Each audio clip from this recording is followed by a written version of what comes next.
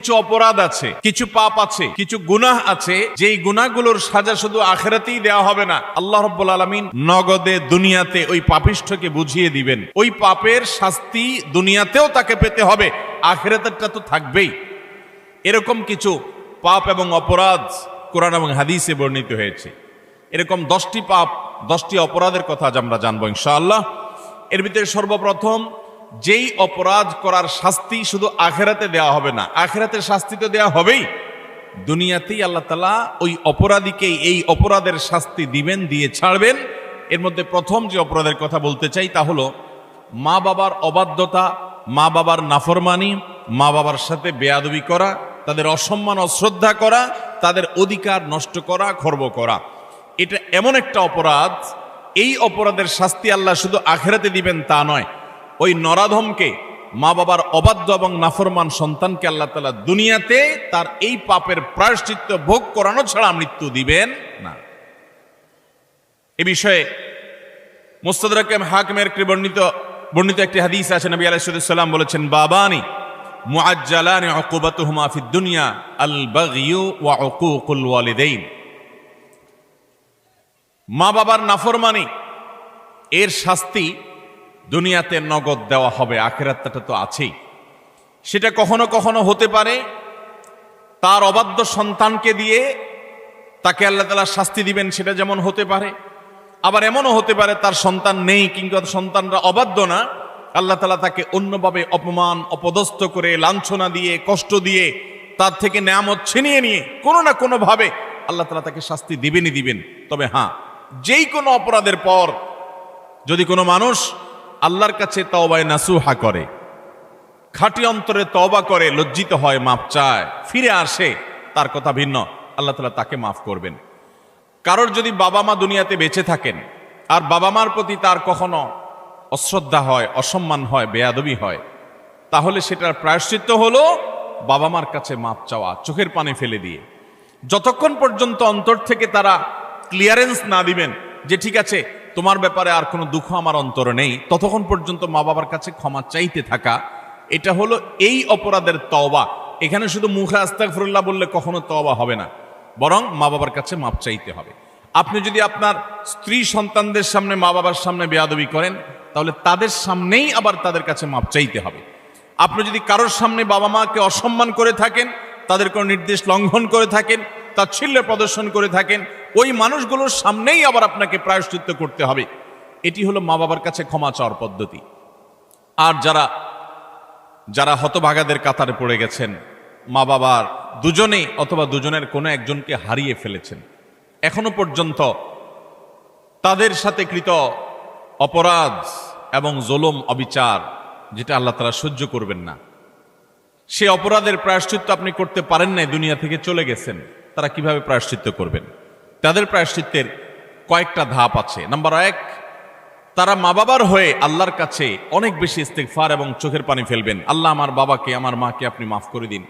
নামাজ পড়ে পড়ে ভোর রাতে তাহাজ্জুদের সময়, জুমার দিন মাগরিবের আগে, আসরের পরে সূর্যাস্ত যাওয়ার সময়, গুরুত্বপূর্ণ দোয়া কবুলের কিছু সময় আছে, এই সময়গুলোতে হাত তুলে আল্লাহর কাছে চোখের পানি ফেলে মাফ চাইবেন। আল্লাহ, আমার বাবার প্রতি আমি অনেক অনেক অবিচার করেছি, আমার মায়ের প্রতি আমি অনেক অশ্রদ্ধা প্রদর্শন করেছি, যেটা আমার করা উচিত হয়নি। আল্লাহ তাআলা কোরআনে কারিমে তার ইবাদতের নির্দেশের পরেই যার কথা বলেছেন তিনি হলেন মা বাবা। রিদার রব্বি ফি রিদাল ওয়ালিদাইন ওয়া সাখাতুর রব্বি ফি সাখাতিল ওয়ালিদাইন। নবীজি সাল্লাল্লাহু আলাইহি সাল্লাম বলেছেন, কারোর মা বাবা যদি তার উপর সন্তুষ্ট থাকে তো আল্লাহ তার উপর সন্তুষ্ট, আর মা বাবা যদি অসন্তুষ্ট তো আল্লাহ তার উপর অসন্তুষ্ট। মা বাবা হলো মানুষের জান্নাতের দুয়ার, এটাকে ঠিক রাখলে মানুষের জন্য জান্নাতের পথ সুগম হয়। মোহতারাম হাজরিন, এই জন্য কোনো ইমানদার যদি তার মা বাবাকে হারিয়ে ফেলেন, দুজনের কোনো একজন চলে যান, এটা বড় দুর্ভাগ্যের কথা যে জীবদ্দশায় মাপ চাওয়া হয় নাই। প্রায়শ্চিত্ত করার জন্য প্রথম কাজ হলো মা বাবার হয়ে অনেক বেশি বেশি ইস্তিগফার করা, ক্ষমা প্রার্থনা করা, তাদের হয়ে আল্লাহর কাছে আপিল করা, দোয়া করা, আল্লাহ তাদেরকে মাফ করে দিন। এই কাজটি অনেক বেশি পরিমাণে করতে থাকা, দিল থেকে করতে থাকা এক। দ্বিতীয়ত যে কাজটা করতে হবে তা হলো, সহিহ মুসলিমে বর্ণিত একটা হাদিস থেকে আমরা জানতে পারি, নবী আলাইহিস সালাম বলেছেন, কোন ব্যক্তি তার বাবা মার প্রতি বাধ্যগত হওয়ার, তাদের অনুগত হওয়ার, তাদের প্রতি সদাচরণ করার একটা গুরুত্বপূর্ণ পাঠ এবং অংশ হলো মা বাবার অগোচরে কিংবা তাদের উপস্থিতিতে তাদের যে বন্ধু বান্ধব আছেন, তারা যাদের সাথে উঠা বসা করতেন, তাদের সহপাঠী যারা ছিলেন, সেই মানুষগুলোকে বাবা মার মতো সম্মান করা। ধরুন আপনার বাবা দুনিয়া থেকে চলে গেছেন, বাবার বন্ধু কারা ছিলেন, বাবার সহচর কারা ছিলেন, বাবার একান্ত কাছের কারা ছিলেন। আপনার বাবা বেঁচে থাকতে আপনার ছোট ভাই বোনদেরকে অনেক আদর করতেন, আপনার বাবার অনুপস্থিতিতে আপনি তাদেরকে আদর করলেন। আপনার বাবা বেঁচে থাকতে তার নাতি নাতনিদেরকে অনেক কেয়ার করতেন, তিনি নাই, আজকে আপনি তার হয়ে সেই কাজটা করলেন। আপনার বাবা বেঁচে থাকলে তার বন্ধু বান্ধবদের সম্মান করতেন, স্নেহ করতেন, ভালোবাসা দিতেন, দাওয়াত দিয়ে খাওয়াতেন, আপনি তার অগোচরে সেই কাজটা করলেন। এভাবে আপনার বাবা মা দুনিয়া থেকে চলে যাওয়ার পরও তাদের পক্ষ থেকে এই কাজগুলো করার মাধ্যমে আপনি বিররুল ওয়ালিদাইন বা মা বাবার প্রতি সদাচরণের কাজটা আঞ্জাম দিতে পারবেন। আল্লাহ তাআলা আমাদের সবাইকে মা বাবার সদাচরণকারী, মা বাবার অনুগত সন্তান হওয়ার তৌফিক দান করেন। নবী আলাইহিস সালাম, বিভিন্ন নবী রাসূলগণ, কোরআনে কারিমে তাদের বিবরণ এসেছে, তাদের সম্পর্কে আল্লাহ রাব্বুল আলামিন এই সার্টিফিকেট দিয়েছেন। তারা কখনো কখনো আল্লাহর কাছে দোয়া করেছেন যেন তারা মা বাবার প্রতি সদাচরণকারী হন। এটা খুব সহজ বিষয় না। অনেক বদমেজাজ সন্তান আছে, অনেক কুলাঙ্গার সন্তান আছে যে বাবা মার প্রতি তারা অশ্রদ্ধা প্রদর্শন করে। বাবা মা ত্রুটি করতে পারে, বিচ্ছুতি করতে পারে, তারাও যদি অন্যায় করে সন্তানের প্রতি তাদেরও বিচার হবে, কিন্তু সন্তান হিসাবে আপনার চেষ্টা থাকবে বাবা মার সামনে কখনো অশ্রদ্ধা হয়, অসম্মান হয় এমন কোনো কাজ না করা। আব্দুল ইবনে আব্বাস রাদিয়াল্লাহু তাআলা বলেছেন, তুমি তোমার বাবা মায়ের সামনে যদি জামা ঝাড়া দাও, কাপড় ঝাড়া দাও, ধুলাবালি সরাও, বাবা মার সামনে এই কাপড় নাটা, এটাও বাবা মার সামনে বেয়াদবির শামিল। আল্লাহর জমিনে কারোর সামনে যদি তুমি সবচেয়ে বেশি কাচুমুচু করতে হয়, সে হলো তোমার বাবা মা। তোমার সবচেয়ে বেশি বিনয়ের হকদার যদি কেউ থাকে আল্লাহর জমিনে, তিনি হলেন তোমার বাবা মা। যার কথা তুমি অন্ধের মতো মানবে, কোরআন হাদিসের খেলাফ না হলে, তিনি হলেন তোমার বাবা মা। এই জায়গাটা আর কারোর জন্য হতে পারে না। অথচ আজকাল বেশিরভাগ যুবক, বেশিরভাগ কিশোরদেরকে দেখবেন যে আল্লাহর জমিনে যার চাইতে সবচেয়ে বেশি, যার সঙ্গে সবচেয়ে বেশি ঝাড়ি মেরে কথা বলা যায়, তারা মনে করে তিনি হলেন কে? মা। সবচেয়ে বেশি ঝাড়ি যাকে দিয়ে আমাদের আজকাল কিশোররা, যুবকরা কথা বলে, তিনি হলেন কে? হতভাগা মা। আল্লাহ রাব্বুল আলামিন আমাদেরকে মানুষ হওয়ার তৌফিক দান করুন, মুসলমান হওয়ার তৌফিক দান করুন। মা বাবার মর্ম ততক্ষণ পর্যন্ত মানুষ বোঝে না যতক্ষণ পর্যন্ত সে বাবা মা না হয়েছে। আল্লাহ তাআলা আমাদেরকে বাবা মার কদর করার তৌফিক দান করুন। তাহলে এক নম্বরের অপরাধ পেলাম আমরা, বাবা মার প্রতি যদি কেউ অবজ্ঞা করে, অশ্রদ্ধা করে, অসম্মান করে, তাদের কথা না মেনে চলে, লঙ্ঘন করে। হ্যাঁ, তারা কোনো অন্যায় কথা বললে সেটা মানা যাবে না, ন্যায়সঙ্গত কথা বললে সেটা মানতে হবে। এই ক্ষেত্রে যদি কেউ ত্রুটি করে, বিচ্যুতি করে, বাবা মার অবাধ্য হয়, তার এই শাস্তি আল্লাহ শুধু আখিরাতেই দিবেন তা নয়, দুনিয়াতে তাকে এর জন্য প্রায়শ্চিত্ত ভোগ করতে হবে। তবে যদি সে মাপ চেয়ে এটাকে সুরাহা করে ফেলে এবং এটা ক্ষমা চেয়ে নেয়, তাহলে আল্লাহ তাআলা আশা করা যায় মাফ করবেন। নাম্বার 2, কারোর প্রতি জুলুম, কারোর প্রতি অবিচার, গায়ের জোর খাটানো, মাস্তানি গুন্ডামি করা, প্রভাব প্রতিপত্তি দেখানো, যে কাউকে দুর্বল পেয়ে তার উপরে চড়াও হওয়া, কাউকে ঠেকিয়ে ঠকিয়ে নিজের কাজ সিদ্ধ করা, এই মানুষের প্রতি জুলুম, অবিচার, এটার শাস্তি আল্লাহ তাআলা দুনিয়াতে দেন। পৃথিবীর ইতিহাসে এমন একজন জালেম দেখাতে পারবেন না যে জালেম জুলুম করেছে আর তার প্রায়শ্চিত্ত তাকে দুনিয়াতে পেতে হয়নি। পৃথিবীর ইতিহাসে সর্বপ্রথম জালেম, মানব সভ্যতার, মানব ইতিহাসের সর্বপ্রথম জালেম ছিল কাবিল, আদম আলাইহিস সালামের ছেলে কাবিল। সে জুলুম করেছে নিজের আপন ভাই হাবিলের প্রতি। আল্লাহ তাআলা তার মুখ সম্মোচন করে দিয়েছেন, তাকে অপমান অপদস্থ করেছেন, তার এই কুকর্ম আল্লাহ তাআলা ফাঁস করে দিয়েছেন। এটি ছিল আল্লাহর পক্ষ থেকে তার জন্য দুনিয়ার শাস্তি, আখিরাতের শাস্তি তো আছেই।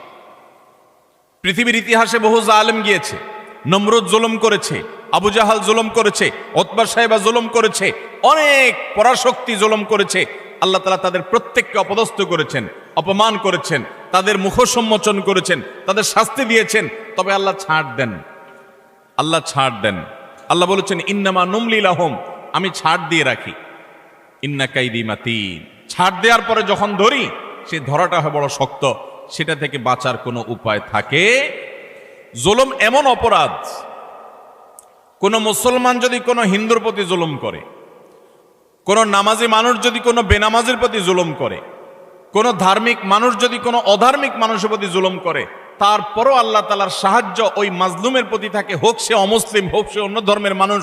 কারণ জুলুমকে আল্লাহ কখনো সহ্য করেন।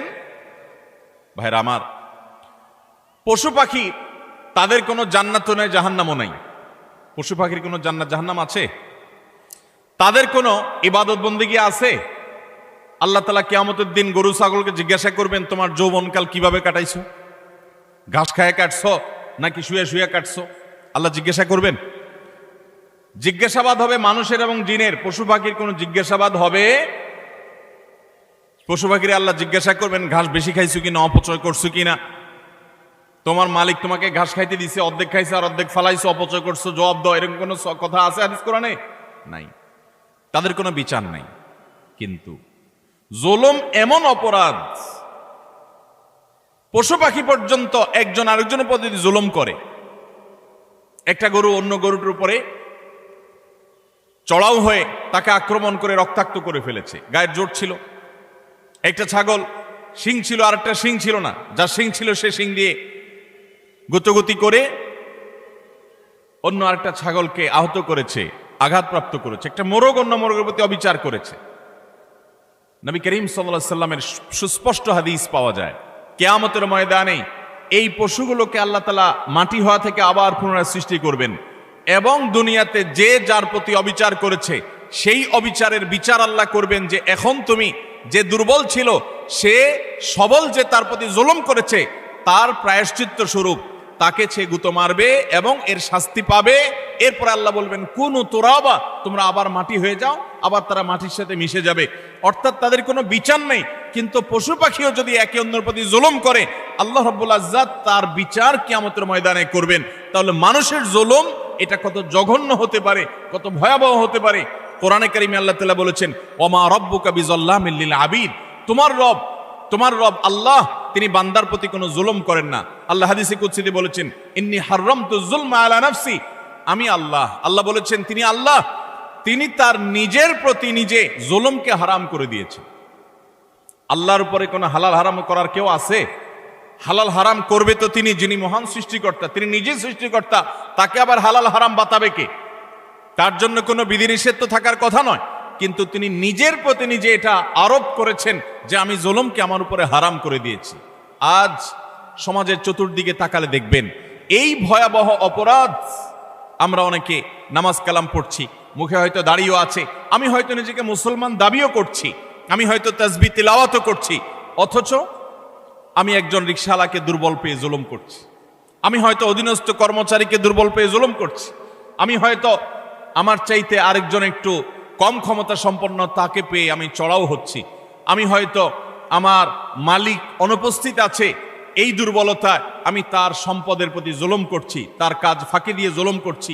এভাবে চতুর্দিকে দেখবেন জুলুমের এক মহোৎসব চলছে।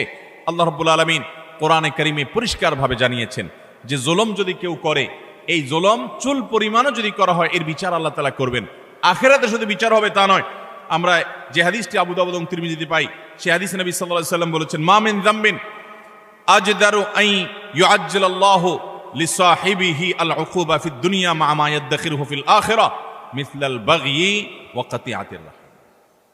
জুলুম এবং অবিচার যদি কেউ করে তো এর শাস্তি আখিরাতে যা আল্লাহ রেখেছেন তা তো হবেই, দুনিয়াতে নগদ শাস্তি ভোগ করা ছাড়া মানুষ পা নাড়াতে পারবে না। একজন জালিম দেখাতে পারবেন না যে জালিম জুলুম করতে করতে হাসতে হাসতে দুনিয়া থেকে চলে গেছে, তার ভেতরে ত্রাস সৃষ্টি হয়েছে, কোনো না কোনো ভাবে আল্লাহ তাআলা তার জীবনটাকে জীবন্ত জাহান্নাম করেছেন, অথবা অপমান অপদস্থ করেছেন, বা ভেতরে ভেতরে শাস্তি দিয়েছেন।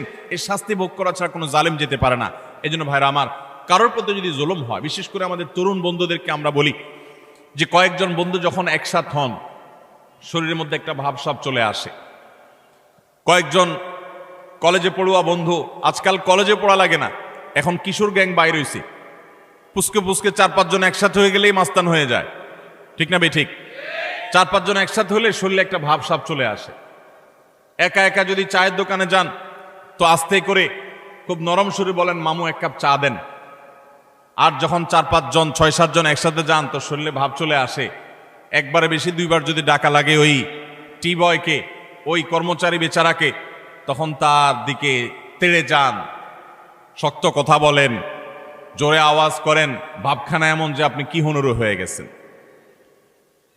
গাড়িতে উঠেছেন, বাসে উঠেছেন, কয়েকজন মিলে উঠেছেন, তো মনে হচ্ছে যে কিছু একটা বাসে উঠে গেছে, কোনো একটা হাইওয়ান জন্তু উঠে গেছে, এরকম একটা ভাবচক্কর, ঠিক না ভাই? ঠিক ভাইরা আমার, কয়েকজন মিলে শক্ত আছেন, একজন রিক্সাওয়ালা হয়তো 10 টাকার জায়গায় 15 টাকা চাইছে, 1 টাকাও দিলেন না, পুরো টাকা না দিয়ে চলে গেছেন, বেচারা ফেল করে চেয়ে আছে, কিছু বলার ক্ষমতা নাই।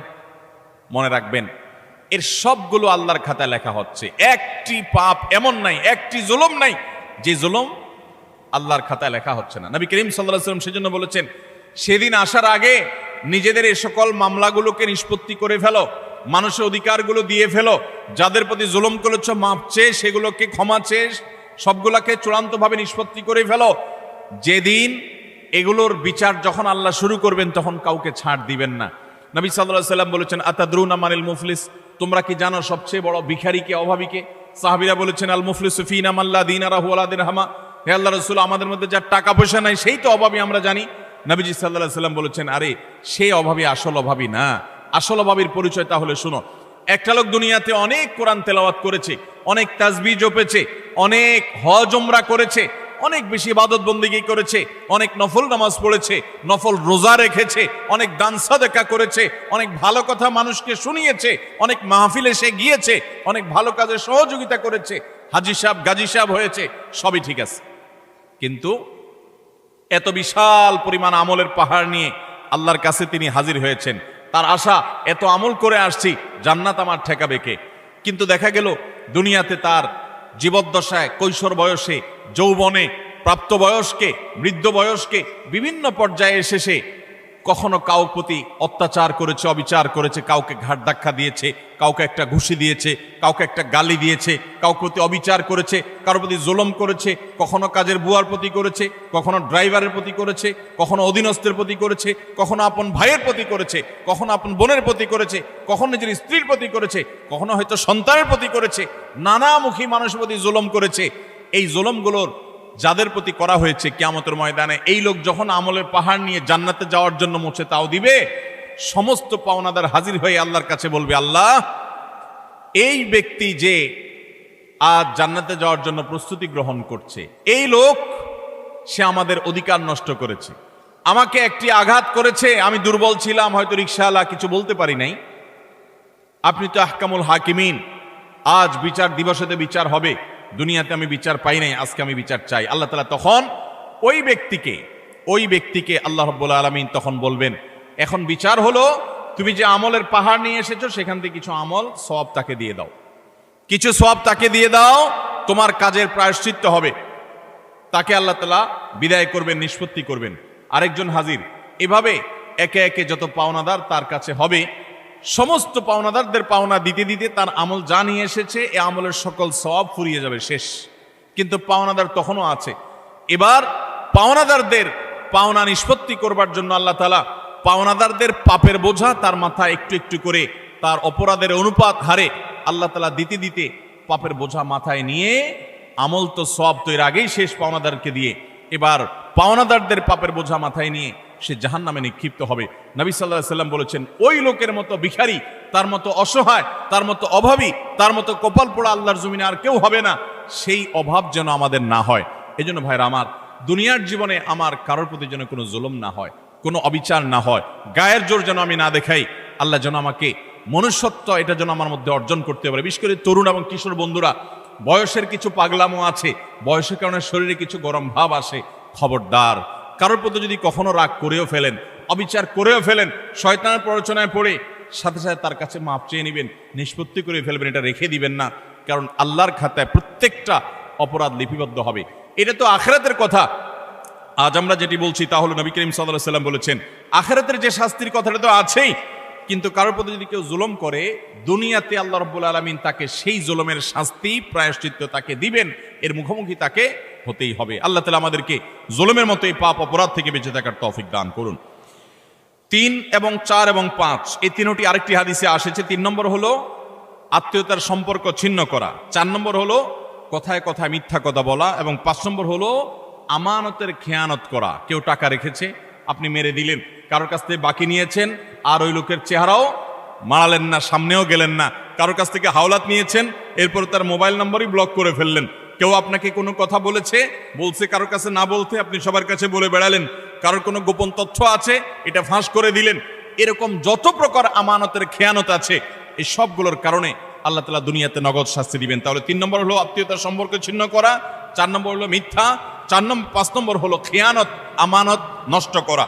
এই কয়েকটা পয়েন্ট একসাথে তাবরানীতে বর্ণিত হয়েছে। নবী সাল্লাল্লাহু আলাইহি ওয়াসাল্লাম বলেছেন যে কয়েকটা অপরাধ আছে, এগুলোর শাস্তি আখিরাতে হওয়ার পাশাপাশি দুনিয়াতে হওয়াটা অধিকতর উপযুক্ত হবেই হবে, এর কোনো বিকল্প নাই, ব্যত্যয় নাই। আল্লাহ তাআলা এটি করবেনই। তার ভিতরে একটা হলো আত্মীয়তার সম্পর্ক ছিন্ন করা। অনেক মানুষ আছেন নিজের আপন ভাইয়ের সাথে সম্পর্ক ভালো নাই, বোনের সাথে সম্পর্ক ভালো নাই, কোনো যুক্তি খাটবে না। আপনার ভাই খারাপ এই যুক্তি দিবেন, বোন খারাপ সে যুক্তি না, সে খারাপ আপনি তো খারাপ হবেন না, আপনাকে তো ভালো হতে হবে। আপনি নিজে থেকে তার প্রতি সদাচরণ করার চেষ্টা করবেন, আপনি তার সাথে নিজে থেকে উইলিংলি মিশতে যাবেন, তার কল্যাণ চাইবেন, তার জন্য দোয়া করবেন। হ্যাঁ, তার সাথে মিশতে গেলে সে ক্ষতি করে, সে মামলা মোকদ্দমা করে, সে শত্রুতা করে, তাহলে ভিন্ন কথা, আপনি যান বাঁচানোর জন্য দূরে থাকতে পারবেন। কিন্তু আত্মীয়তার সম্পর্ক রক্ষা করা সুন্নত না নফল? আত্মীয়তার সম্পর্ক রক্ষা করা কি নফল কাজ না সুন্নত কাজ? ফরজ। 5 ওয়াক্ত নামাজ পড়া যেরকম ফরজ, রমজানে রোজা রাখা যেরকম ফরজ, আত্মীয়তার সম্পর্ক রক্ষা করাটাও কি? অনেক মুসলমান এটা জানেন না। আপনার ভাই বোন, তার সাথে আপনার সুসম্পর্ক বজায় রাখতে হবে। আত্মীয়ের তালিকায় রক্ত সম্পর্কীয় যাদের সাথে আপনার ব্লাডের কানেকশন আছে, এই রক্ত সম্পর্কীয় আত্মীয়দের মধ্যে সবচাইতে অবহেলিত আত্মীয়ের নাম হলো ফুফু। সবচাইতে অবহেলিত আত্মীয়ের নাম কি? ফুফু। কজন বলতে পারবেন যে ফুফুর সাথে নিয়মিত যোগাযোগ করেন? যাদের ফুফু আছে কজন যোগাযোগ বলতে পারবেন? অল্প কয়েকটা হাত উঠছে। বেশিরভাগ মানুষ ফুফুদের সাথে কোনো সুসম্পর্ক নাই। হ্যাঁ, কোনো কোনো ক্ষেত্রে ফুফুরাও অমানুষের মতো ভাতিজার প্রতি, ভাতিজিদের প্রতি আচরণ করে, আছে কিছু বিচ্ছিন্ন ঘটনা, কিন্তু তারপরও ভাতিজা হিসাবে আপনার চেষ্টা থাকবে যে আমার বাবার বোন, আমাদের শরীরের রক্ত একই রক্ত, অতএব তার প্রতি আমার অধিকার, তার প্রতি আমার কর্তব্য আছে, তার প্রতি আমার দায়িত্ব আছে। সেই দায়িত্ববোধ থেকে অন্তত সুসম্পর্ক বজায় রাখা, খোঁজ খবর নেওয়া। আজকাল মোবাইলের যুগে খোঁজ খবর নেওয়া খুব সহজ, কিন্তু মুশকিল হলো সোশ্যাল মিডিয়া নামে যে সমস্ত নেটওয়ার্ক, যে সমস্ত অ্যাপ, যে সমস্ত সুযোগ সুবিধা আমাদের কাছে আসছে আজ, এগুলো আমাদের সবচেয়ে বেশি আনসোশ্যাল করে দিয়েছে। এই সোশ্যাল মিডিয়া আমাদের এক একজনের 5,000 করে বন্ধু তালিকায় আছে। অনেকের এই 5,000 ফুল। 5,000 বন্ধুর হক আদায় করতে করতে নিজের রক্ত সম্পর্কে আত্মীয়দের সাথে 6 মাসে একবার ফোনে কথা বলার টাইমও আমরা পাই না। ঠিক কিনা বলেন ভাইরা আমার? আপনার এই ফেক বন্ধু, কাগজে বন্ধু, ফেসবুকীয় বন্ধু, কোরআন এবং হাদিসের আলোকে এদের কোনো হক আপনার কাছে সে অর্থে? অথচ বন্ধু আপনার পোস্টে লাইক মারছে, আপনি পাল্টা লাইক না মানলে বন্ধু নাখোশ হয়ে যায়। এই জন্য ঘুরে ঘুরে তার ওয়ালে গিয়া লাইক মারা লাগে। বন্ধু আপনার পোস্টে কমেন্ট করছে, আপনি কমেন্ট না করলে, রিপ্লাই না দিলে সে নাখোশ হয়ে, জন্য রিপ্লাই দেওয়া লাগে। মেসেঞ্জারে নক করছে, রিপ্লাই দেওয়া লাগে। এই 5,000 এই সমস্ত কাগজে বন্ধু আর ফেসবুকীয় বন্ধুর হক আদায় করতে গিয়ে আসল আপন যারা, তাদেরকে আজকাল আমরা ভুলে গেছি। আল্লাহ তাআলা আমাদেরকে আত্মীয় স্বজনের হক আদায় করার তৌফিক দান করুন। আপনি আপনার রক্ত সম্পর্কীয় আত্মীয়দের সাথে খোঁজ খবর রাখতে হবে। আপনার খালা আপনার রক্ত সম্পর্কীয় আত্মীয়, আপনার মামা আপনার রক্ত সম্পর্কীয় আত্মীয়, আপনার চাচা আপনার রক্ত সম্পর্কীয় আত্মীয়। আমাদের সমাজে দেখবেন যে চাচা এবং ফুফু, তাদের সাথে একসাথে থাকার কারণে, জমিজমার ব্যাপার স্যাপার থাকার কারণে অনেক সময় বুঝের অমিল হয়, গন্ডগোল হয়, মামলা কদম পর্যন্ত জড়ায়, মনোমালিন্য হয়। কিন্তু তারপরও দিন শেষে তারা আপনার রক্ত সম্পর্কীয় আত্মীয়। আপনি একজন মুসলমান হিসাবে তাদের সাথে সম্পর্ক ছিন্ন কখনো করতে পারবেন না, কোনো যুক্তিতে না। হ্যাঁ, সে আপনার ক্ষতি করছে, বাধ্য হয়ে আপনি ছিন্ন করতে হচ্ছে বা দূরে থাকতে হচ্ছে, ভিন্ন কথা। এছাড়া অন্য কোনো যুক্তিতে আপনি আত্মীয়তার সম্পর্ক ছিন্ন করতে পারবেন না। অনেক লোক বলে আমার আত্মীয়, সে তো আমার খোঁজ খবর নেয় না, আমি একা নেওয়া লাগে। হ্যাঁ, আপনি একা নিবেন, আপনি আল্লাহর কাছে সওয়াব পাবেন। সে নিচ্ছে না, সে দায়ী হবে, অপরাধী হবে। সে নিচ্ছে না, এই যুক্তিতে আপনি তাকে ছিন্ন করার অধিকার। আল্লাহ তাআলা আমাদেরকে আত্মীয়তার সম্পর্ক রক্ষা করার তৌফিক দান করুক। চাচা এবং ফুফুদের খোঁজ খবর নেব তো ইনশাআল্লাহ। চাচা তো ভাই, ফুফাতো ভাই বোন, তাদের খোঁজ খবর নেব তো ইনশাআল্লাহ। এগুলো তো অনেক পরের কথা। অনেক কপাল পড়া আছে নিজের আপন ভাই বোনের সাথেও যোগাযোগ। কত বন্ধু তার, কত দোস্ত তার, কত আপন তার, অথচ রক্ত সম্পর্কীয় এই মানুষগুলোর প্রতি তারা খেয়াল রাখে না। নবী করিম সাল্লাল্লাহু আলাইহি ওয়াসাল্লাম বলেছেন, আল্লাহ রাব্বুল আলামিন হাদিসে কুদসিতে বলেছেন যে যে ব্যক্তি আত্মীয়তার সম্পর্ককে রক্ষা করবে, সংযুক্ত করবে, তাদের সাথে কানেক্টেড থাকবে, আল্লাহ তাআলা ওই ব্যক্তির সাথে কানেক্টেড থাকবেন। আর যে ব্যক্তি আত্মীয়তার সম্পর্কের সাথে সম্পর্ক ছিন্ন করে ফেলবে, আত্মীয়ের সাথে সম্পর্ক ছিন্ন করবে, রাখবে না, আল্লাহ তাআলা বলেছেন কাতাআহুল্লাহ, আল্লাহ তাআলা তার সাথে সম্পর্ক ছিন্ন করে ফেলবেন। এবং লা ইয়াদখুলুল জান্নাতা কাতি', আত্মীয়তার সম্পর্ক ছিন্নকারী জান্নাতে প্রবেশ করবে। কোন যুক্তিতে আত্মীয়তার সম্পর্ক আপনি ছিন্ন করতে পারেন না। রাগ করে 3 দিন অভিমান করতে পারেন, এর বেশি না। আল্লাহ আমাদেরকে এই অপরাধটি থেকে বেঁচে থাকার তৌফিক দান করুন। আত্মীয়তার সম্পর্ক রক্ষা করলে ওই ব্যক্তিকে আল্লাহ তাআলা দুনিয়াতে নগদ শাস্তি দিয়ে থাকেন আখিরাতের শাস্তির পাশাপাশি। আর 4 নম্বর হলো মিথ্যা, কথায় কথায় মিথ্যা, সবার সাথে মিথ্যা, তার জীবনটা মিথ্যার উপরে। এই মিথ্যাবাদীদের উপর আল্লাহ বলেছেন যে লানাতুল্লাহি আলাল কাযিবিন, আল্লাহর লানত, আল্লাহর অভিশাপ এবং আল্লাহর গজব নাজিল হয় মিথ্যাবাদীদের উপরে। এজন্য ইমানদার কখনো কথায় কথায় মিথ্যা বলতে পারে। 5 নম্বর হলো খেয়ানত, যেটা বললাম যে আমানতের খেয়ানত, অর্থের দিক থেকে খেয়ানত, কথার দিক থেকে খেয়ানত, বিভিন্ন দিক থেকে খেয়ানত। আপনি কারোর কোনো কিছু নকল করলেন, ফেসবুকে আজকাল যে খেয়ানত হয় সেটা হলো একজনের লেখা কপি করে এনে আপনার ওয়ালে সুন্দর করে পোস্ট করে দিলেন, সবাই আপনাকে বাহবা দিল, ভাই মাশাআল্লাহ আপনি তো সুন্দর লেখেন, দেখা যায় আসলে আপনি এটা চুরি করে আনছেন আরেকজনেরটা। এটা হলো খেয়ানত, এটা হলো আমানতের। এখন আজকাল তো বই পুস্তকেই হয় ডাইরেক্ট, অথচ এই খেয়ানত ফেসবুকেও পোলাপান করতে এখন বড় বড় শিক্ষাবিদরা বই পুস্তকেই এই আকাম করছেন। অতএব এই সমস্ত খেয়ানত, এটা কোনো মুসলমানের চরিত্র হতে পারে? মুসলমান কখনো এই 2 নম্বরই করবে। অতএব আমানত আমরা রক্ষা করব তো ইনশাআল্লাহ। নবী সাল্লাল্লাহু আলাইহি ওয়াসাল্লাম বলেছেন ইযা হাদ্দাসা আর-রাজুলু ফালতাফাতা ফাহিয়া আমানা, তোমার সাথে কেউ কথা বলেছে, কথা বলার পর সে সেখান থেকে সরে গেছে, সাথে সাথে ওই কথাটা তোমার কাছে আল্লাহর পক্ষ থেকে আমানত হয়ে গেছে। এই আমানত রক্ষা করার চেষ্টা করব তো ইনশাআল্লাহ। আপনার কাছে কেউ এখান থেকে কোনো কথা বলেছে, আপনার কাছে হোয়াটসঅ্যাপে একটা মেসেজ পাঠাইছি, কয়দিন পর পরই দেখবেন ফেসবুকে প্রায় সময় দেখবেন যে স্ক্রিনশট আউট হয়ে গেছে, হয় কি হয় না? স্ক্রিনশট কি হয়ে গেছে? এটা প্রচার হয়ে গেছে। আপনার সাথে এখান থেকেও আলাপ করেছে, আপনি তার কোনো দুর্বল দিক পাইছেন, কোনো কারণে শত্রুতা উদ্ধার করা দরকার, আপনার সাথে সে একান্তের আলাপচারী থাকে, আপনি ফেসবুকে প্রচার করে দিলেন।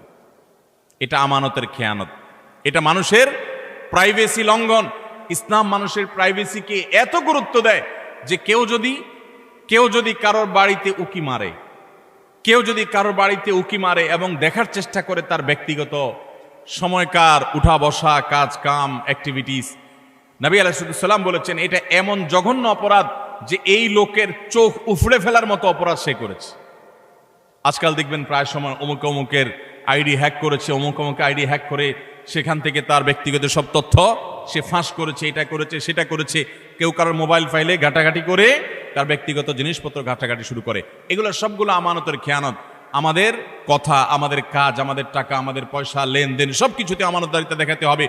আমানতের খেয়ানত যারা করে, আপনি কাউকে আমানতের খেয়ানত করবেন, আল্লাহ তাআলা আপনাকে এই পরিস্থিতির মুখোমুখি করবেন। বিদায় এ ধরনের গুনাহ থেকে আমরা বেঁচে থাকবো ইনশাআল্লাহ। নাম্বার 6, কোন মুসলমানকে অপমান করা। আমাদের যুবকদের কাছে আজকাল সবচাইতে প্রিয়, সবচেয়ে পছন্দের পাপ হলো এটা, যে পাপটা করতে আমাদের যুব সমাজ সবচেয়ে বেশি মজা পায়, স্বাদ পায়, এনজয় করে। রসিয়ে রসিয়ে যে পাপটা করে আমাদের যুবক বন্ধুরা, সেটা হলো কাউকে অসম্মান করা, অপমান করা। দেখবেন 2-4 জন বন্ধু মিলে আরেকজনকে নিয়ে টিজ করছে, আরেকজনকে নিয়ে উত্ত্যক্ত করছে, আরেকজনকে নিয়ে বাজে কথাবার্তা বলছে।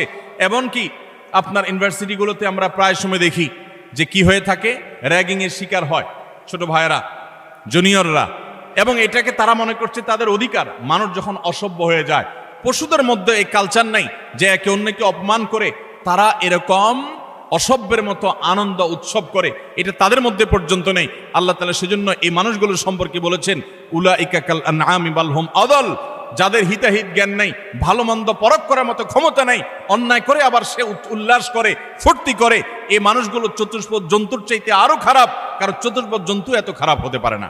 অতএব আমাদের যুবক বন্ধুরা, কোনোদিন কাউকে অপমান করে, কাউকে কষ্ট দিয়ে, কাউকে আঘাত করে, আসেন 4-5 বন্ধু একসাথে, এক বেচারা একা একা যাচ্ছে, তাকে নিয়ে হাসাহাসি করলেন, ঠাট্টা মশকরা করলেন, ইয়ারকি ফাজলামতি করলেন, তাকে অপমান করলেন, তাকে অপদস্থ করলেন, তাকে বেইজ্জত করলেন, অথচ এটা তার জন্য কষ্টের, এটা তার জন্য বেদনার, এটা তার জন্য যন্ত্রণার। আপনি যে মানুষ হয়ে থাকেন, আপনি যে মুসলমান হয়ে থাকেন, তো আপনার হাসি তামাশার নামে, বন্ধু বান্ধবের সাথে আড্ডার নামে আপনি কখনোই অপকর্ম করতে পারেন? নবী করিম সাল্লাল্লাহু আলাইহি সাল্লাম বলেছেন, আবু দাউদে বর্ণিত হয়েছে, কোন মানুষ সে যদি আরেকজনকে অপমান করে এমন একটা জায়গায় যেখানে ওই লোকটা অপমান থেকে বাঁচার চেষ্টা করছে, সে চায় কেউ তার জন্য সাহায্যের হাত বাড়িয়ে দেখ, সেখানে আপনি তাকে আরো অপমান করলেন। তাহলে আপনি নিশ্চিত জেনে রাখেন, লিখে রাখেন, আপনার জীবনে এরকম পরিস্থিতি আসবে যে আপনি কোনো পরিস্থিতিতে মানুষের সাহায্যের জন্য আপনি হাত বাড়াবেন, কিন্তু সাহায্য পাবেন না, পাবেন অপমান।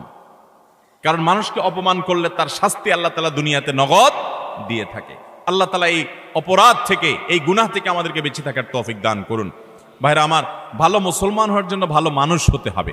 আপনি কয়েক বন্ধু মিলে একসাথে হাসি ফুর্তি করতে পারেন, আনন্দ তামাশা করতে পারেন, খেলাধুলা করতে পারেন, ক্রীড়া কৌতুক করতে পারেন, শরিয়ার সীমানায় থেকে আপনি সেটা করতে গিয়ে কাউকে নিয়ে আপনি হাসাহাসি করতে পারেন। একটা মেয়ে হাঁটে হেঁটে যাচ্ছে, আপনি দেখে ওই মেয়েটাকে শুনিয়ে শুনিয়ে এমন কথা বললেন যে কথা শুনে মেয়েটার মানসিকভাবে আঘাতপ্রাপ্ত হচ্ছে, আপনি তাকে অপদস্থ করছেন, নোংরা কথা বলছেন।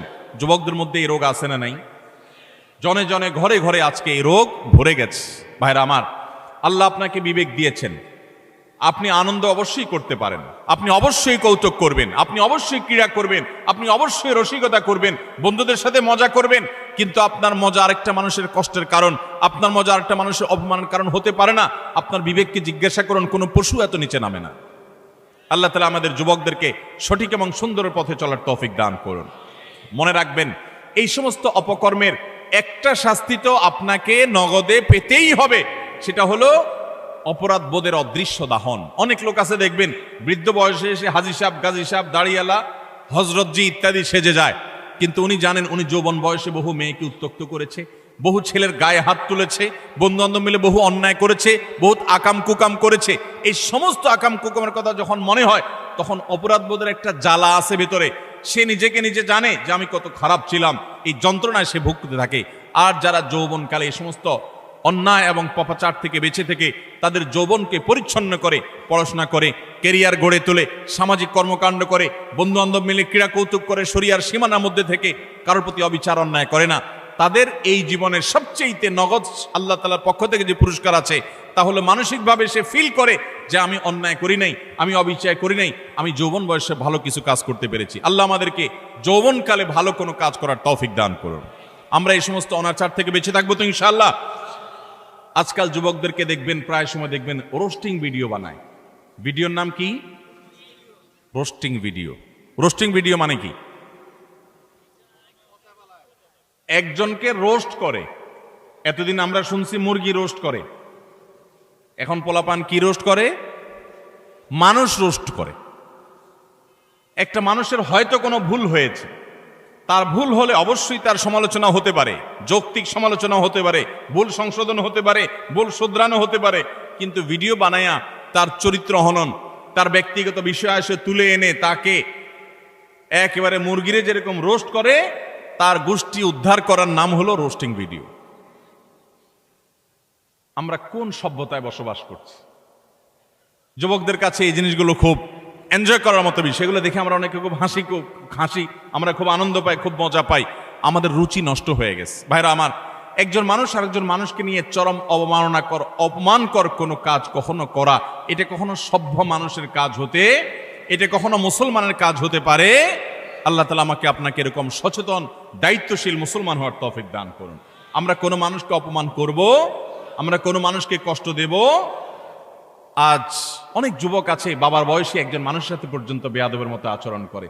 রিক্সাওয়ালা হতে পারে, তিনি রিক্সা চালক, কিন্তু আপনার বাবার বয়সী, আপনার বড় ভাইয়ের বয়সী, আপনার চাইতে অন্তত আলটিমেট কমপক্ষে বড়, অ্যাটলিস্ট আপনার চাইতে সে সিনিয়র, কিন্তু দেখা যায় তার সাথে পর্যন্ত তুচ্ছ তাচ্ছিল্য করে, তুই তোকারি করে, যা তা বলে আমাদের যুবকরা আজকাল, অনেকে, আমি সবার কথা বলছি, অনেক যুবকরা আজকাল এমন আচরণ করে। আল্লাহ রাব্বুল আলামিন এই সমস্ত উদ্ভ্রান্তের জীবন, এই সমস্ত উচ্ছৃঙ্খলতার জীবন পরিহার করে আমাদেরকে সুন্দর জীবন যাপন করার তৌফিক দান করুন। ভাইরা আমার, একটা সুস্থ বিবেক অনেক বড় নেয়ামত, যে বিবেকের রাডারে ধরা পড়বে যে এটা অন্যায়, এটা ন্যায়। আমার কোনো বন্ধু একটা অপকর্ম করছে, আমি বুঝতে পারলাম আমার রাডারে ধরা পড়েছে এটা অন্যায়, আমি প্রতিবাদ করব, ওই বন্ধুকে প্রয়োজনে ত্যাগ করব, আমি একজন ভালো বন্ধু গ্রহণ করব। চেষ্টা করা যাবে না ইনশাআল্লাহ? যৌবনকাল বারবার আসবে না ভাইরা।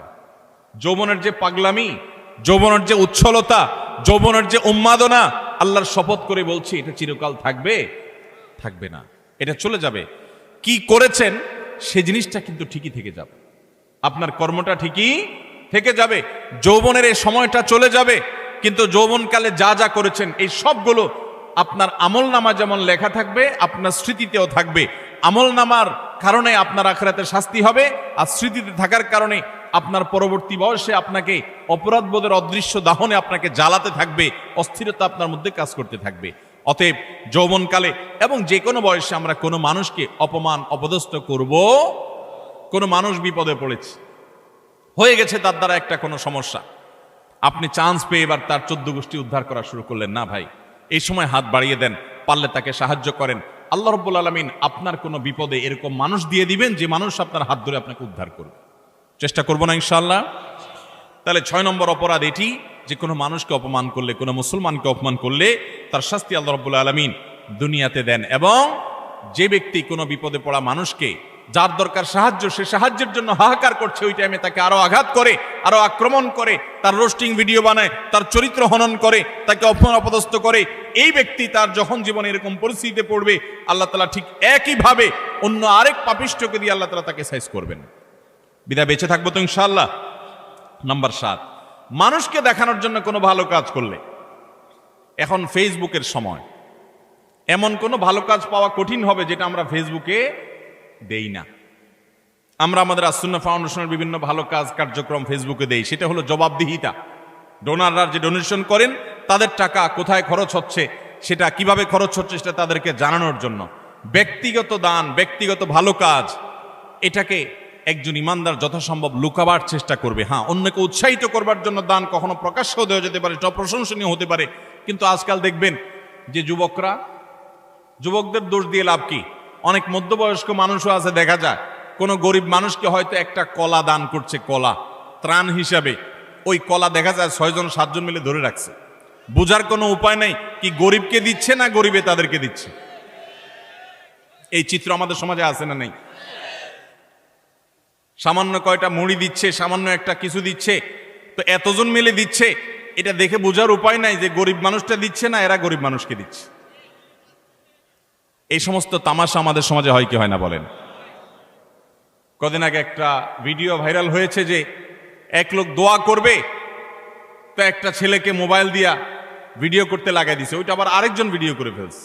এবার সে হাত তুলে কাঁদতেছে, কান্দা শেষ, মোবাইল অফ করে ভিডিও ফেসবুকে ছেড়ে দিস। ভাইরা আমার, ওমরা করতে গেলে, কোন একটা ভালো কাজ করতে গেলে সেলফি সেলফি সেলফি ছাড়া কিচ্ছু। একটা হুজুর দেখছে দোয়া নিবে, হুজুর কাছে কিছু শিখবে, এখন এসব নাই, হুজুর দাঁড়ান একটা সেলফি নেই। এই রোগ আমাদেরকে প্রচন্ড আকারে ধরছে কি ধরে নাই? একটা হলো স্মৃতি রাখলাম, উৎসাহিত অনুপ্রাণিত হলাম, সেটা ভিন্ন বিষয়। বেশিরভাগ ধান্দাই হলো ফেসবুকে একটা পোস্ট দেবো, মানুষ বলবে ওরে বাপরে বাপ, তুই এই লোক পাইলি কোত্থেকে, মাশাআল্লাহ মারহাবা, কিছু লাইক কমেন্টের বিজনেস হবে। আমাদের মানুষকে দেখাবার প্রবণতা এখন এমন ভাবে হয়ে গেছে যে আমরা এমন কোনো কাজ করি না যেটার ফিডব্যাক দুনিয়াতে আশা করি না, অথচ আল্লাহ তাআলার নেককার বান্দা তারা, যারা কোনো ভালো কাজ করে তার বিনিময়ে আশা করবে কার কাছে? আল্লাহর কাছে। আল্লাহ তাআলা আমাদেরকে সেরকম নিষ্ঠাবান মানুষ হওয়ার তৌফিক দান করুন। নবী আলাইহিস সালাম বলেছেন মুসনাদ আহমদের হাদিসে, মান সাম্মা আন-নাস বিআমালিহি সাম্মা আল্লাহু বিহি। যে ব্যক্তি কোনো ভালো কাজ করে গল্প দিয়ে বেড়াবে শুধুমাত্র মানুষের কাছে, লোক শোনানো, লোক দেখানো কাজ করবে, আল্লাহ রাব্বুল আলামিন ওই ব্যক্তিকে এই কাজের প্রায়শ্চিত্ত দুনিয়াতেই দিবেন এবং তার শাস্তি দুনিয়াতেই হবে। আল্লাহ তাআলা আমাদেরকে এই লৌকিকতা, মানুষকে দেখাবার জন্য ভালো কাজ করার এই বদ অভ্যাস পরিহার করার তৌফিক দান করুন। নাম্বার 8, যদি কেউ নেয়ামতের নাশুকরি করে, আল্লাহ কোনো নেয়ামত দিয়েছেন সেটার নাশুকরি করেছে, এই ব্যক্তিকে আল্লাহ তাআলা নগদ শাস্তি দিবেন। সূরা নাহল 128 নম্বর আয়াতে আল্লাহ তাআলা বলেছেন, ওয়াদারাবাল্লাহু মাসালান ক্বরিয়াতান কানাত আমিনাতান মুতমাইন্নাহ। একটা জনপদের মানুষ, তারা নিরাপদে ছিল, সুখে শান্তিতে ছিল, আল্লাহ তাআলা তাদেরকে নিরাপদে রেখেছেন, ভালো রেখেছেন। ইয়াতিহা রিজকুহা মিন কুল্লি মাকান, প্রত্যেকটা জায়গা থেকে আল্লাহর পক্ষ থেকে রিজিক আসতো। ফাকাফারাত বিআনউমিল্লাহ, তারা আল্লাহর নিয়ামতকে অস্বীকার করে বলেছে, নাশুকরি করেছে। ফাযাকাল্লাহু লিবাসাল জুই ওয়াল খাউফি বিমা কানু ইয়াসনাউন, তাদের এই নাশুকরির কারণে আল্লাহ তাআলা তাদেরকে আল্লাহ রাব্বুল আলামিন দুর্ভিক্ষ, অভাব অনটন, আশঙ্কা এবং ভয়ের শাস্তি দুনিয়াতে দিয়েছেন, আখিরাতে তো বটে। অনেক মানুষ আছে দেখবেন নাশুকরি করে, আপনি অনেক উপকার করেছেন, বলবেন না আমি কিছুই তো পাই নাই, আমি নিজে নিজে করেছি। এই নাশুকর ঠিকই এক সময় বিপর্যস্ত হবে এবং বিপদগ্রস্ত হবে, এবং যেই নিয়ামত পেয়ে সে নাশুকরি করেছে, এই নিয়ামত আল্লাহ তার কাছ থেকে ছিনিয়ে নিবেন, আজ হোক আর 2 দিন পরে হোক। বিধায় এই ধরনের গুনাহ থেকে আমরা বেঁচে থাকবো তো ইনশাআল্লাহ। অনেক মানুষ আছে দেখবেন আল্লাহর শুকর খুব আদায় করে, মানুষের শুকর আদায় করে না, আছে না নাই? অনেক লোক আছে ঢাকা শহরে আসার সময় লঞ্চের ভাড়া, বাসের ভাড়াটাও ছিল না, ঝুলে ঝুলে চলে আসছে। এরপর আল্লাহ তাআলা তাকে এমন সম্পদ দেওয়া দিছেন, যেভাবে হোক সে এমন সম্পদ কামাইছে, 2-4টা বাড়ির মালিকও হয়ে গেছে, আছে না না এরকম অনেক মানুষ। কিন্তু ঘন ঘন দেখবেন আল্লাহর শুকর আদায় করে যে আল্লাহ আমাকে সব দিছে। ঠিক আছে, আল্লাহই তো দিছে, কিন্তু আল্লাহর কিছু বান্দাদের ভূমিকা ছিল কি ছিল না, তাদের নাম মুখে নিতে রাজি না, নিলে তো ছোট হয়ে যাবে, আছে না না এরকম চরিত্রের মানুষ।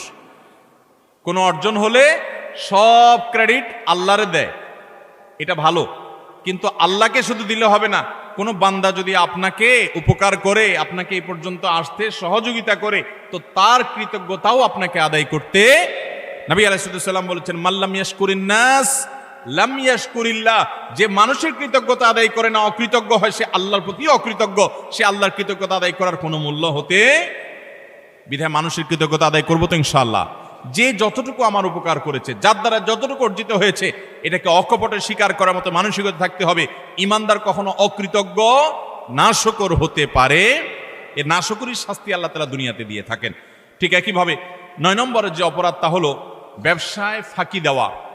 এমন ব্যবসায়ী এখন পাওয়া সোনার হরিণ হয়ে গেছে, যেই ব্যবসায়ী সত্য কথা বলে, 2 নম্বরই কথা বলে না, চিটারি বাটপারি করে না। আপনি ঢাকা শহরের কোন দোকানে, কোন মার্কেটে যাবেন, আল্লাহর কিছু নেককার বান্দা আছে সেটা হাতে গোনা, বেশিরভাগ দোকানে যাবেন 100 টাকা কেনা ভাই, আল্লাহর কিরা, রাসূলের কিরা ভাই, যদিও রাসূলের কিরা হয় না, শিরক, এরকম নানা কিরা বলে, নানা কসম করে বলবে 100 টাকা কিনা, এরপরে মুলামুলি করার পর দেখা যায় 50 টাকা দিয়ে দিস, আছে না নাই? গতকালকে চট্টগ্রামের মাহফিলে একজন একটা প্রশ্ন লিখে দিস, বলে ভাই, দোকানে মিথ্যা কথা বলতে বলতে অনেক সময় দেখা যায় একটা কাস্টমারের সাথে সত্য বলবো নিয়ত করছি, তবুও মুখ দিয়ে মিথ্যাটাই চলে আস। নিজের বউ দোকানে গেছে, যা জিজ্ঞাসা করছে তোমার এটা কত কিনা পড়ছে, ওইটাও বলে আল্লাহর কিরা এত টাকা, মিথ্যা কথা। পরে বলে ও সরি থুকু, তুমি তো কাস্টমার না, ঘরের বউ। মিথ্যা বলতে বলতে অনেক দোকানদার আছে, এটা বিল্ট ইন হয়ে গেছে, অভ্যাসটা এমন হয়ে গেছে, এটা তার শরীরের, এটা তার অঙ্গের, এটা তার অস্তিত্বের সাথে মিশে গেছে। ঠিক না ঠিক ভাইরা আমার? কয় টাকা কামাই করবেন মিথ্যা কথা বলে? মিথ্যা কথা বলে যে টাকা কামাই করবেন, এগুলো দুনিয়া থেকে নিয়ে যেতে পারবেন? কাফনের কাপড়ের পকেট আছে? পকেটও নাই, নিয়ে যেতেও পারবেন? যাদের জন্য মিথ্যা কথা বলছেন, ছেলে সন্তান, স্ত্রী, পরিবারের লোকজন, আপনি দুনিয়া থেকে যাওয়ার পর কিয়ামতের ময়দানে যখন ফেরেশতারা মুগুর দেওয়ার জন্য ধরবে, যখন শাস্তি শুরু হওয়ার পরিকল্পনা হবে, তখন আপনার ছেলে মেয়েরা যায় বলবে, আল্লাহ আমার আব্বাকে কিছু বলিয়েন না, উনি যত 2 নম্বরে চিটারি বাটপারি করে ঢাকা শহরে বাড়ি গাড়ি করছে, এগুলো সব আমাদের জন্য করছে, ওনার একার জন্য করে নাই, অতএব শাস্তি আমাদেরকে দেন, ওনাকে ছেড়ে দেন, বলবে? আল্লাহ কোরআনে উল্টাটা বলেছেন, ইয়াউমা ইয়াফিরুল মারউ মিন আখি ওয়া উম্মিহি ওয়া আবি ওয়া সাহিবাতিহি ওয়া বানি। সেদিন মানুষ বাপকে দেখে সন্তান আরেক দিকে পালাবে, যে বাপ দেখা হলে যদি আমাকে আটকায়, যে তোদের জন্য অনেক কিছু করছি, আজকে আমি ফাঁসে গেছি। স্বামীকে দেখে স্ত্রী, স্ত্রী দেখে স্বামী পালাবে, বন্ধুকে দেখে বন্ধু পালাবে। লিকুল্লি ইমরিম মিনহুম ইয়াউমা ইযিন শানু ইউগনি, সবাই ইয়া নফসি করতে থাকবে। ভাইরা আমার, আল্লাহর জমিনে তার চাইতে বড় নির্বোধ কে হতে পারে, যে চুরি করে যাদের জন্য, ওই লোকগুলো তার চুরির কোনো দায় বহন করবে, আরাম করে ভোগ করবে ছেলে মেয়েরা, অথচ আপনি তার পাপের প্রায়শ্চিত্ত ভোগ করবেন। তাহলে আপনি কেন দোকানদারি করতে গিয়ে কাস্টমার সাথে মিথ্যা কথা বলবেন? আপনি সত্য কথা বলেন, কেনা বেচা আপনার কম হবে, ব্যবসা একটু কম হবে, আয় ইনকাম একটু কম হবে। মনে রাখবেন, এর বিনিময়ে শান্তিটা আল্লাহ তাআলা দুনিয়াতেও দিবেন, আখেরাতেও দিবেন। চেষ্টা করবো তো ইনশাআল্লাহ। ভাইরা আমার, ওজনে কম দেওয়া, দোকানদারি, ব্যবসা বাণিজ্যের মধ্যে মিথ্যা, প্রতারণা, আজ গোটা দুনিয়া দাঁড়িয়ে আছে মিথ্যার উপরে। সারা ঢাকা শহরের যত বিজনেস আছে, ম্যাক্সিমাম বিজনেসই দেখবেন, বিশেষ করে খুচরা পর্যায়ে ম্যাক্সিমাম বিজনেস দাঁড়িয়ে আছে মিথ্যার উপরে। ফল দোকানে যাবেন, উপর দিয়ে সব সুন্দর করে সাজা রাখছে, বড় বড় গুলা, নিচ দিয়ে সব ছোট ছোট গুড়া গুড়া, আছে না নাই? পোকা খাগুলো সব সরা রাখছে, উপর দিয়ে ভালোগুলো দিয়ে রাখছে। নবী করিম সাল্লাল্লাহু আলাইহি সাল্লাম একবার বাজারে গেলেন, গিয়ে দেখলেন যে এক লোক গমের স্তূপ নিয়ে বসে আছে, গম বিক্রি করছে। নবী করিম সাল্লাল্লাহু আলাইহি সাল্লাম ফিল্ড ভিজিটে গেলেন, সরাসরি মদিনা রাষ্ট্রনায়ক তিনি গিয়ে সোজা হাত ঢুকিয়ে দিলেন গমের ভিতরে, স্তূপের ভিতরে। সন্দেহ হলো তার, দেখলেন যে ভিতরে সব ভিজা গম, এটা ওজনে ভারী হবে, আর শুকনাগুলা ওজনে কম হবে, পরিমাণে বেশি হবে সেখানে। তো ভিসাটার দাম কম হবে। ভদ্রলোক ভিসাগুলো নিচে উপর দিয়ে শুকনাগুলো দিয়ে বিক্রি করছে। নবী করিম সাল্লাল্লাহু আলাইহি ওয়াসাল্লাম বললেন, এই চিটারি কেন করলে তুমি তো একই দামে বিক্রি করছো, অথচ তোমার ভেতরে ভিসা কম। তখন তিনি বললেন, হে আল্লাহ রাসূল, বৃষ্টিতে ভিজে গেছে, আমি কি করবো, যেন উপর দিয়ে এগুলো দিয়ে দিচ্ছি। নবী সাল্লাল্লাহু আলাইহি ওয়াসাল্লাম, না, তুমি ভিজাগুলো আলাদা বিক্রি করবে, শুকনাগুলো আলাদা বিক্রি করবে। ভিজাগুলোর এক দাম হবে, শুকনাগুলোর আরেক দাম হবে। তুমি কেন এই বাটপারি এবং চিটারি করলে? মান গাসসা ফালাইসা মিন্না। মনে রাখবে, যে মানুষকে প্রতারণা করে ব্যবসা বাণিজ্যে, সে আমার উম্মত হতে পারে। আমরা প্রায় সময় যখন দেখি টেলিভিশনের স্ক্রিনে বা পত্রিকার পাতায়, দাড়ি পাকা বুড়ো মানুষ, সুন্দর চাচা, বাপ চাচার মতো দেখতে, নুরানি চেহারা, মাথায় টুপি আছে, কপালে সেজদা দিতে দাগও আছে, কিন্তু উনি ধরা পড়েছে কিসে?